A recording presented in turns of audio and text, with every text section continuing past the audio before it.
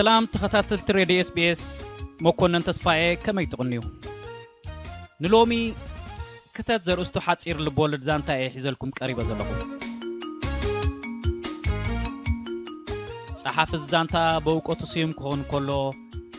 ترጓሚው ድማ ጋዜጠኛ ቴድሮስ ማርቆስ እዩ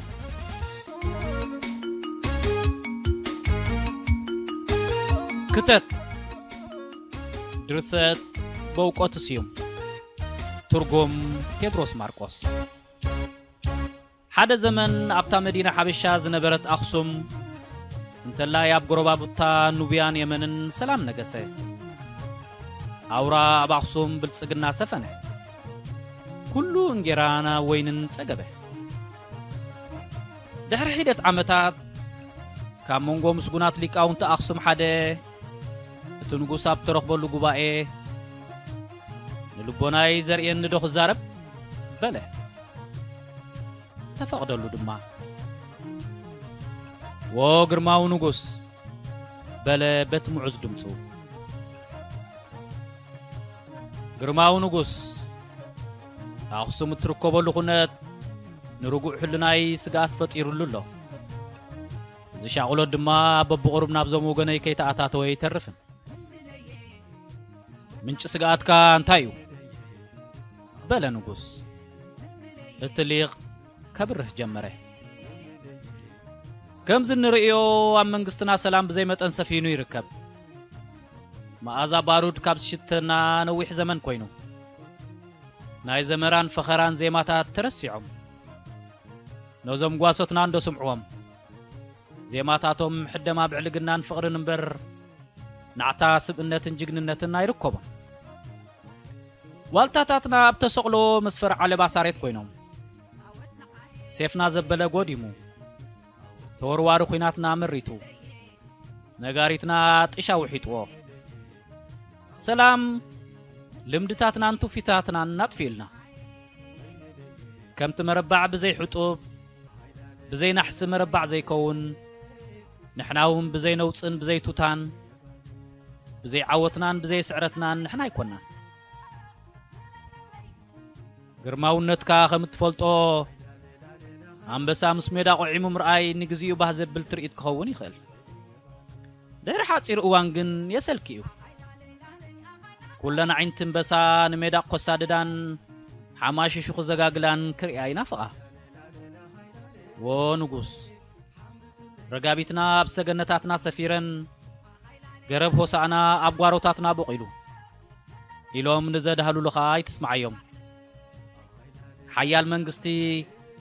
قاب كنتي ترغابيت فلاص يزدالو سياسه سليعو لعጭ مارا يسرح حيالاتنا نبلنا نفسنا نطبرا كي تفالمكا عامخا مفلات ايكالن غربابتنا كينيو كمستاوم انتاي طجو خمزلو ينفلطن معاص غربابتنا تشوغيرو بز مخنيات اب حلفنيتاتهم انتاي يسرح كمزلو ينفلطن اغاولا غربابتنا بزي مفلاطنا ابيتنا سغاتان صلالي يركب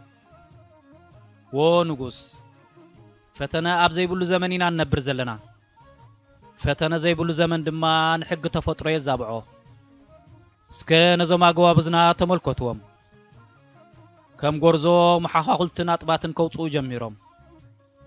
انو دما چحمم كم منكسوم شنب طرز خنافروم لاصيمو كبدي ايدوم كاب حر چرق يلسلس تغحتينوم ورا ارغيت سبيت خصمعو غزي باخونو حبر دم ايفلطونيم ابا حغوتاتنا فلاصا زوطرولم قستታት አዋልና ጡጥ ይፈትላሉ ለዋ ስለዚህ ንለብሶ እልሞ ውርደት ተአልመዩ እንትርፎ ደም ነዝር ሰሓት ዘጽርዮ እንታይ ኣሎ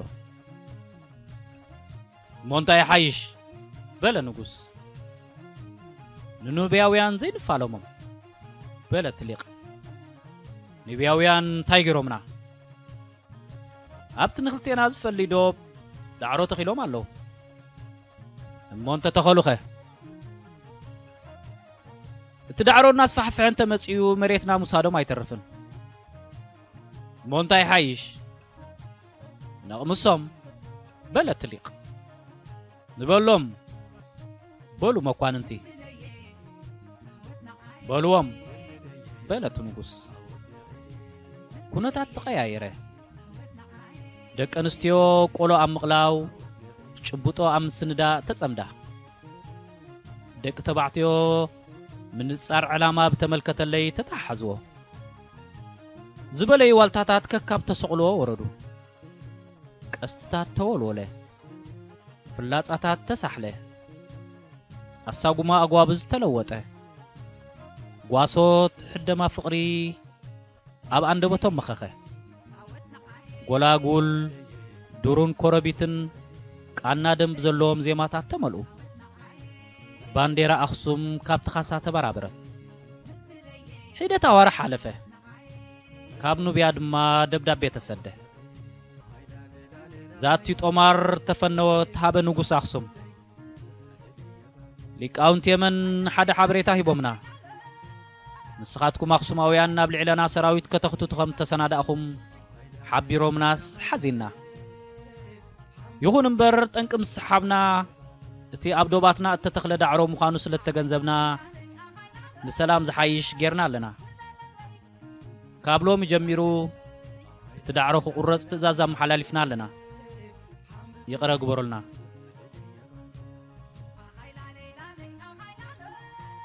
ዝርአ ማሕተም እዚ ደብዳቤ ምስ በጽሖ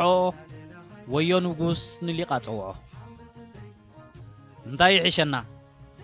ነቢያውያን ከይተፋለምናዮም ነቲ ዳዕሮ ቆሪጾሞ ደጊም እንታይ ሰበብ ክንፈጥር ንኽእል በለ ንጉስ ግርና በሎ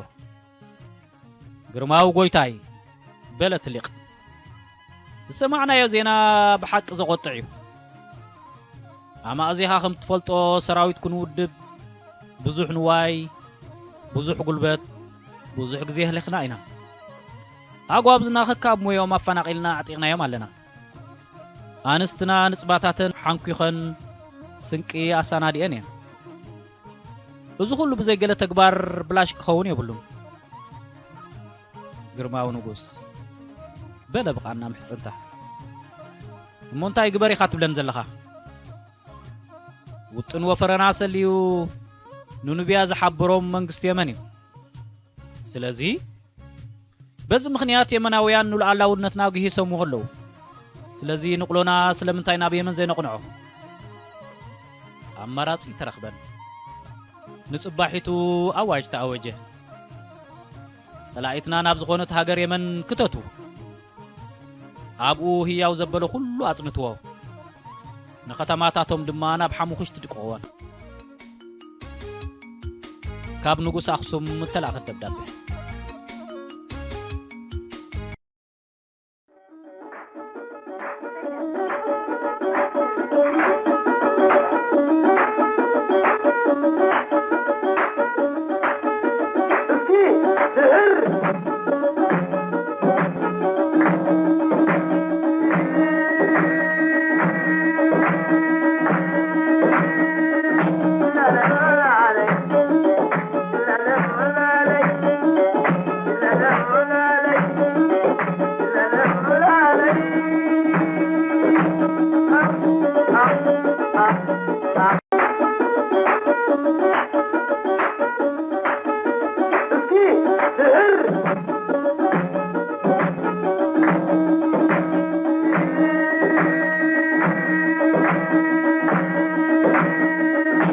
la la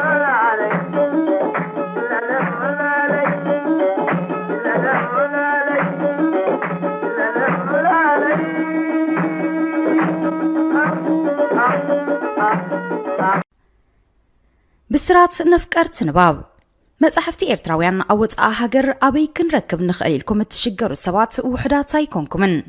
ነዚ ፍታሕ ንምንዳይ ብዝተኻለ መጠን ኣብ ውሽጢ ሃገርና ወጻእን ዝሕተሙ መጽሐፍቲ ናብ ኣንበብቲ ንምቕራብ ንዝሓለፈ 8 ዓመታት ከይተሓለሉ ካብ ዝሰርሑ ትካላት ብቐዳምነት ዝስራዕ ሰማያት ምሕታምን ምክፋልን መጽሐፍቲ ኤርትራውያን እዮም